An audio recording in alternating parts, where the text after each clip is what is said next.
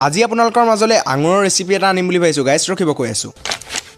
পোনপ্ৰথমতে সকলোকে নমস্কাৰ দেই। মোবাইলটো লৈ চোতালত বহি আছিলোঁ আৰু তেতিয়াই ৰিলছ এটা আহিলে মোবাইলত ট্ৰেণ্ডিঙত থকা আঙুৰ ৰেচিপি বনোৱা। তেনেহ'লে কি আৰু ভবামতে কাম। এতিয়া মই প্ৰথমত যাওঁ কটাৰীখন লৈ পিছফাললৈ আৰু পিছফালে আহি পেলাই কলপাত এখন কাটি লৈছোঁ। কলপাতখনটো কাটিবলৈ আহিলোঁ, কিন্তু আঙুৰ এতিয়া ক'ত পাম চাবগৈ লাগিব পাকঘৰত। আঙুৰ চাগে আনি থোৱাই আছিলে। কলপাতখন আনি এবাৰ ভালকৈ ধুই লৈছোঁ। তাৰ তলত এখন দিছোঁ ডিছ আৰু ওপৰত থৈছোঁ কলপাতখন।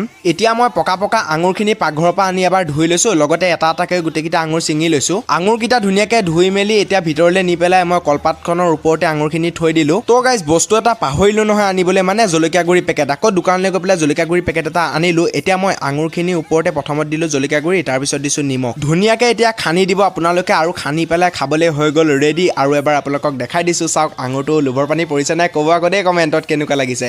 এতিয়া মই খাওঁ, ধুনীয়াকৈ খাই চাওঁ কেনেকুৱা লাগে। খাবলৈতো গাইজ পুৰা মজা লাগিছে। আপোনালোকে যদি পাৰে নেমু অকণমান চেপি দিব। মোৰ নেমু নাছিলে কাৰণে নেমু চেপি নাখালোঁ, আৰু মজা লাগিলে খাই আপোনালোকে সোনকালে খাওক। তেনেহ'লে আজিৰ ভিডিঅ'টো ইমানে আছিলে, বাই বাই।